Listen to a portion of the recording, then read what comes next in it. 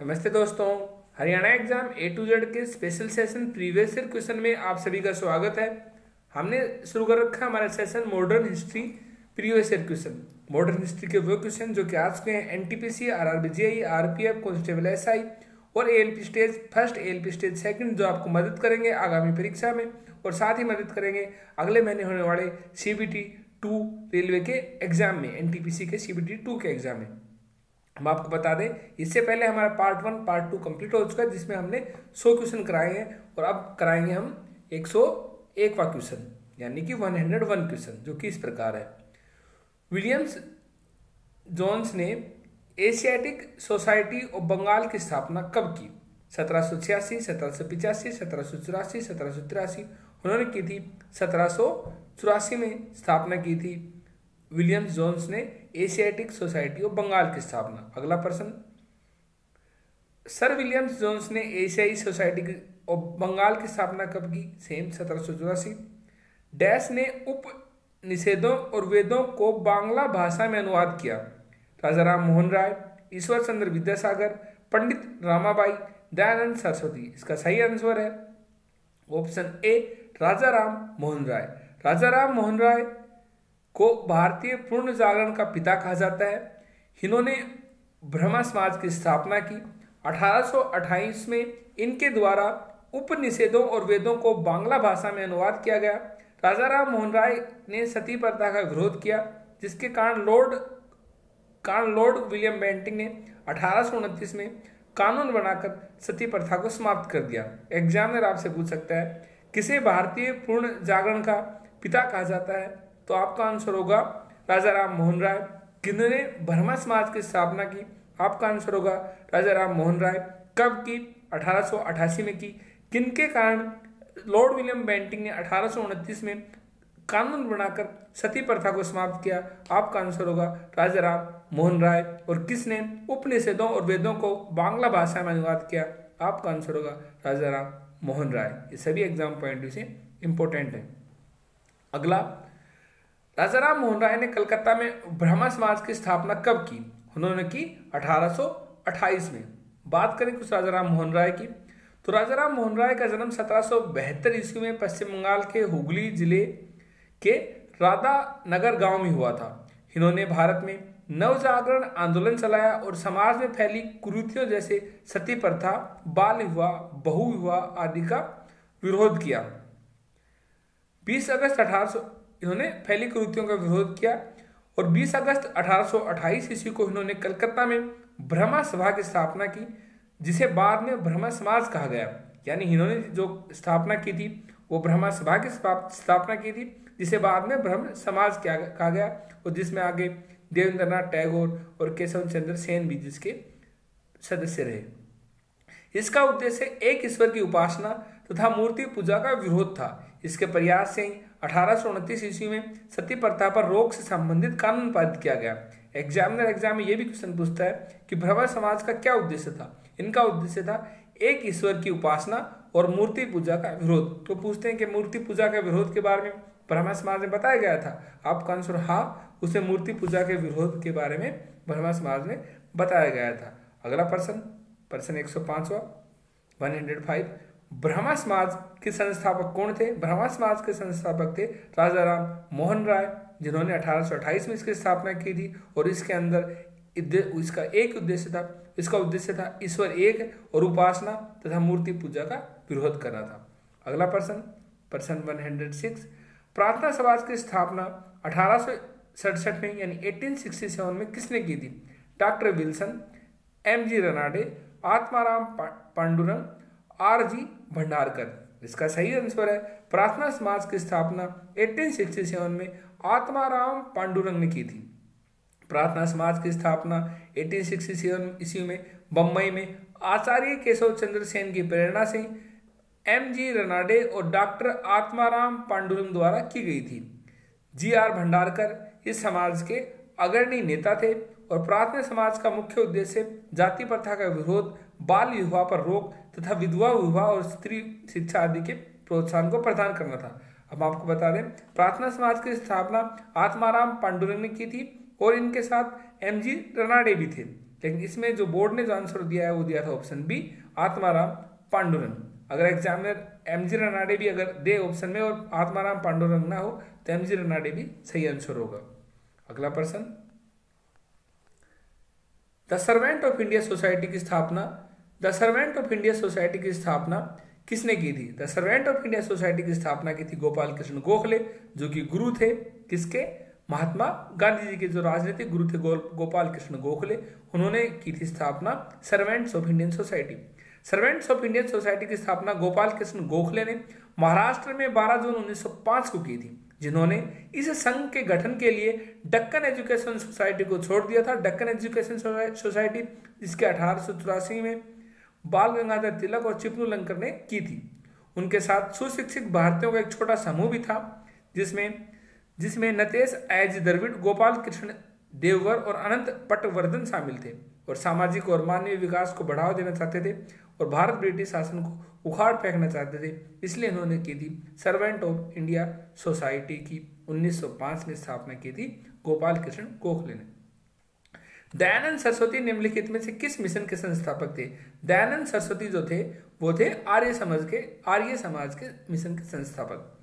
दयानंद सरस्वती का जन्म गुजरात के मोरबी जिले के 12 फरवरी 1824 में हुआ था। मूल नक्षत्र में जन्म लेने के कारण उनका नाम मूल शंकर रखा गया है। एग्जाम में, वनडे एग्जाम में अक्सर क्वेश्चन आता है कि दयानंद सरस्वती का मूल नाम क्या था? आपका आंसर होगा मूल शंकर। इनके पिता का नाम अंबा शंकर था। मथुरा के स्वामी विरजानंद इनके गुरु थे, इनके गुरु का नाम था विरजानंद। इनका मूल जो बचपन का नाम था वो मूल शंकर था, और उन्होंने आर्य समाज मिशन के संस्थापक माने जाते हैं, ये थे। इनके गुरु शिक्षा प्राप्त कर गुरु की आज्ञा से धर्म सुधार हेतु पाखंड खंडनी पताका फहराई।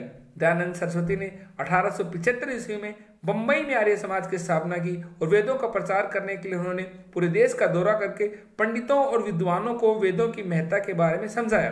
1886 में लाहौर में स्वामी दयानंद के अनुयायी हंसराज और लाला लाजपत राय ने दयानंद एंग्लो वैदिक कॉलेज की स्थापना की। वेदों की ओर लौटो का नारा दयानंद सरस्वती ने दिया था, और इसकी प्रसिद्ध पुस्तक सत्यार्थ प्रकाश जो कि संस्कृत में रचना भी दयानंद सरस्वती ने की थी। अब इनसे कितने प्रश्न बनते हैं जो कि एग्जाम में आ भी चुके हैं? सबसे पहले वेदों की ओर लौटो का नारा किसने दिया था? दयानंद सरस्वती ने दिया था। सत्यार्थ प्रकाश पुस्तक किसकी है? दयानंद सरस्वती जी की है, जो कि संस्कृत में रचना की थी। इसके अलावा आर्य समाज की स्थापना कब की? इन्होंने 1875 में की थी। इनका बचपन का नाम क्या था? इनका बचपन का नाम मूल शंकर था। इनके गुरु का नाम क्या था? इनके गुरु का नाम विरजानंद था। एग्जाम में अक्सर ये भी क्वेश्चन आता है कि डीएवी दयानंद एंग्लो वैदिक कॉलेज की स्थापना किसने की?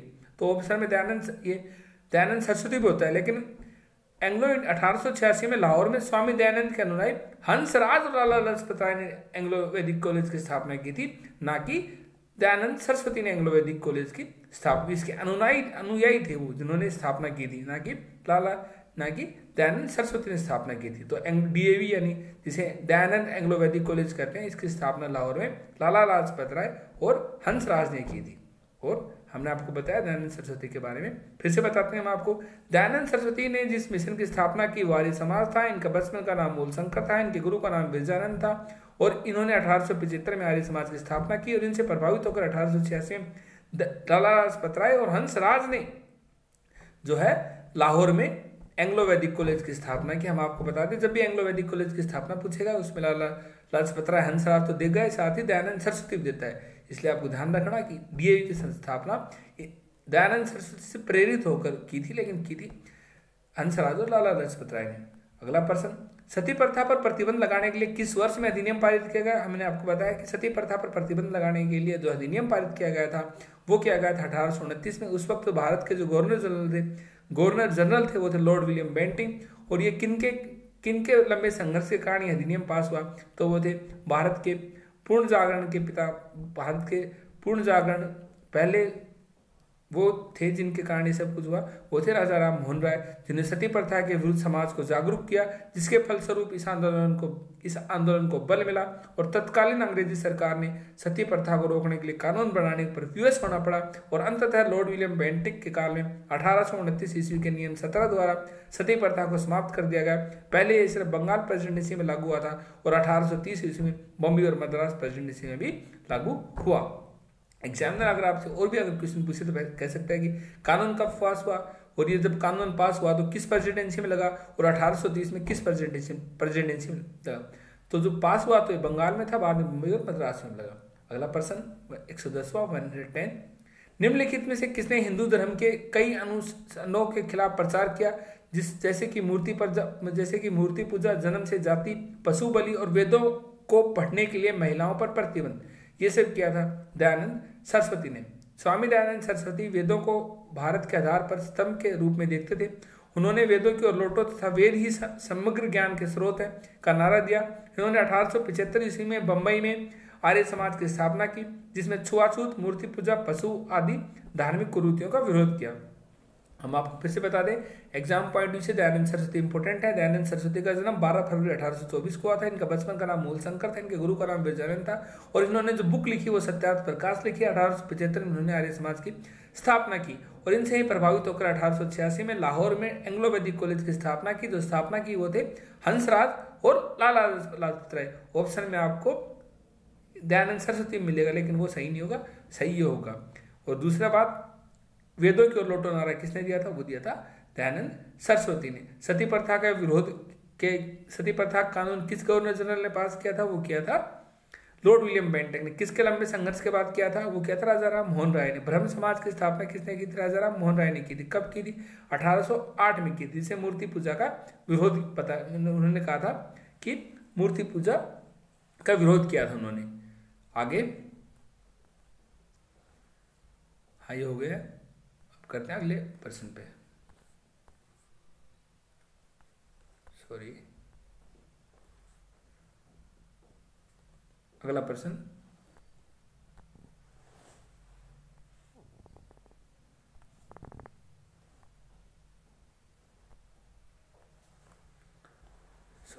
रामकृष्ण मिशन किसके द्वारा गठित किया गया था। रामकृष्ण मिशन गठित किया गया था स्वामी विवेकानंद के कारण। हम आपको बता दें, रामकृष्ण मठ की स्थापना स्वामी विवेकानंद ने 1897 ईस्वी में की थी। कलकत्ता के पास बागनगर के तत्पश्चात रामकृष्ण मिशन की स्थापना की गई थी। रामकृष्ण मिशन की स्थापना की थी स्वामी विवेकानंद ने।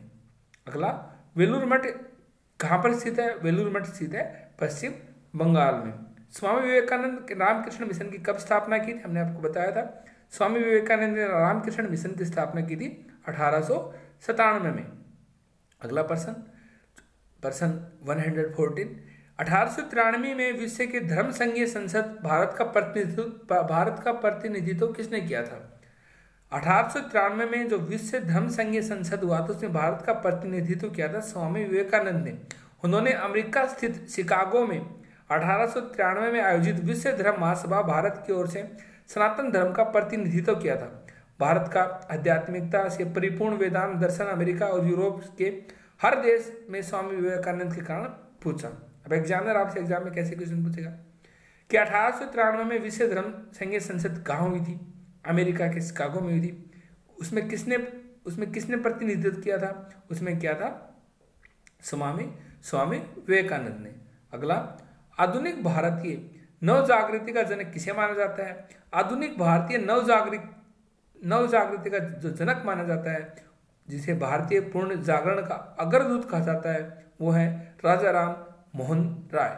हम आपको बता दें, राजा राम मोहन राय पूर्ण जागरण का अग्रदूत और आधुनिक काल के जनक कहा जाता है। भारतीय सामाजिक और धार्मिक पूर्ण जागरण के क्षेत्र में उनके विशिष्ट स्थान और ब्रह्मा समाज के संस्थापक रहे और भारतीय भाषाई प्रेस के प्रवर्तक, जन जागरण और सामाजिक सुधार आंदोलन के प्रेरणा। बंगाल में नव जागरण युग के पिता कहे जाते हैं, वो थे राजा राम मोहन राय, और जिनके प्रयास के चलते 1829 के अंदर लॉर्ड विलियम बेंटिक ने पास किया कानून सती प्रथा के लिए, जो पहले सिर्फ बंगाल प्रेसिडेंसी में था, बाद में फिर मुंबई और 1830 में मुंबई और मद्रास में लागू हुआ। बात करते हैं अगले जो हमारे क्वेश्चन होंगे भारतीय राष्ट्रीय कांग्रेस से संबंधित इंपोर्टेंट क्वेश्चन जो कि एग्जाम में आ चुके हैं। भारतीय राष्ट्रीय कांग्रेस का संविधान सभा की मांग को 1936 में डैश में आयोजित अधिवेशन में प्रस्तावित किया गया था। वो किया गया था 1936 में जो अधिवेशन था वो था फैजपुर में आयोजित हुआ था। हम आपको बता दें, सन 1936 ईस्वी में भारतीय राष्ट्रीय कांग्रेस द्वारा संविधान सभा की गठन की मांग फैजपुर में आयोजित अधिवेशन में प्रस्तावित की गई थी। अगला प्रश्न महात्मा गांधी की अध्यक्षता में भारतीय राष्ट्रीय कांग्रेस का अधिवेशन कहाँ आयोजित हुआ था? महात्मा गांधी ने सिर्फ भारतीय राष्ट्रीय कांग्रेस की सिर्फ एक बार ही अध्यक्षता की थी और वो अध्यक्षता की थी बेलगांव में। वर्ष 1924 में आयोजित भारतीय राष्ट्रीय कांग्रेस के 39वें अधिवेशन बेलगांव, जो कि कर्नाटक में आयोजित किया गया था, इस अधिवेशन की अध्यक्षता महात्मा गांधी जी के द्वारा की गई थी। वे अपने जीवन काल के केवल एक ही बार ही कांग्रेस के अध्यक्ष बने और इसी समय कांग्रेस और मुस्लिम लीग दोनों अलग हुए, जो कि एक हुए थे सूरत समझौते से 1916 में। अगला प्रश्न 118, भारतीय राष्ट्रीय कांग्रेस का गठन किस वर्ष हुआ? भारतीय राष्ट्रीय कांग्रेस का गठन हुआ 28 दिसंबर 1885 में। इसी में तत्कालीन गवर्नर जनरल लॉर्ड डफरिन, यानी एग्जामिनर आपसे कैसे कैसे प्रश्न पूछता है, एग्जामिनर पूछता है भारतीय राष्ट्रीय कांग्रेस का गठन कब हुआ? 1885 में। अगर डेट दे तो 28 दिसंबर 1885 में। उस वक्त तत्कालीन गवर्नर जनरल भारत के कौन थे? वो थे लॉर्ड डफरिन। भारतीय राष्ट्रीय कांग्रेस के संस्थापक कौन थे? A.O. होम। भारतीय राष्ट्रीय कांग्रेस का प्रथम अधिवेशन कहाँ हुआ? 1885 मुंबई में। और इसमें कितने प्रतिनिधियों ने भाग लिया? वो थे 72। ये सभी एग्जाम में क्वेश्चन आते हैं कि भारतीय राष्ट्रीय कांग्रेस का गठन कब हुआ? 28 दिसंबर 1885 में। उस वक्त भारत के गवर्नर जनरल कौन थे? Lord Dufferin. इसके संस्थापक कौन थे भारतीय राष्ट्रीय कांग्रेस के? A.O. होम। इनका अधिवेशन कहाँ हुआ? 1885 में बम्बई में। और उसमें कितने प्रतिनिधियों ने भाग लिया? बोलिए 72, यानी 72 प्रतिनिधियों ने। अगला, भारतीय राष्ट्रीय कांग्रेस का गठन किस वर्ष किया गया? 1885 में। भारतीय राष्ट्रीय कांग्रेस की पहली बैठक कहाँ आयोजित की गई? हमने आपको बताया बॉम्बे में। इसके अलावा और भी बता दें, भारतीय राष्ट्रीय कांग्रेस का पहला अधिवेशन 28 दिसंबर 1885 ईस्वी में मुंबई स्थित गोकुलदास तेजपाल संस्कृत महाविद्यालय में आयोजित किया गया था। इसमें कुल 72 प्रतिनिधियों ने भाग लिया था और इसकी अध्यक्षता जो कांग्रेस की स्थापना की थी A.O. होम ने, लेकिन जो यह अधिवेशन हुआ था इसकी जिसने अध्यक्षता की थी वो थे W.C. बनर्जी, यानी वोमेश चंद्र जी बनर्जी। अगला प्रश्न, भारतीय राष्ट्रीय कांग्रेस के प्रथम मुस्लिम अध्यक्ष, एग्जाम पॉइंट इसमें इंपोर्टेंट है, वो थे बदरुद्दीन तैयब जी, जो कि 1887 में भारतीय राष्ट्रीय कांग्रेस के अध्यक्ष बने और वो पहले मुस्लिम अध्यक्ष थे भारतीय राष्ट्रीय कांग्रेस के। और 1887 में मद्रास में आयोजित तीसरे वार्षिक अधिवेशन में सर्वसम्मति से अध्यक्ष चुने गए थे। अक्सर एग्जाम में क्वेश्चन आता है, भारतीय राष्ट्रीय कांग्रेस के प्रथम अध्यक्ष W.C. बनर्जी, प्रथम मुस्लिम अध्यक्ष बदरुद्दीन तैयब जी कब बने? 1887 में बने थे। अगला प्रश्न, 1939 में इंडियन नेशनल कांग्रेस छोड़ने के बाद सुभाष चंद्र बोस ने किसका गठन किया? 1939 में भारतीय राष्ट्रीय कांग्रेस सुभाष चंद्र बोस ने छोड़ दी थी और उन्हें स्थापना की थी फॉरवर्ड ब्लॉक की।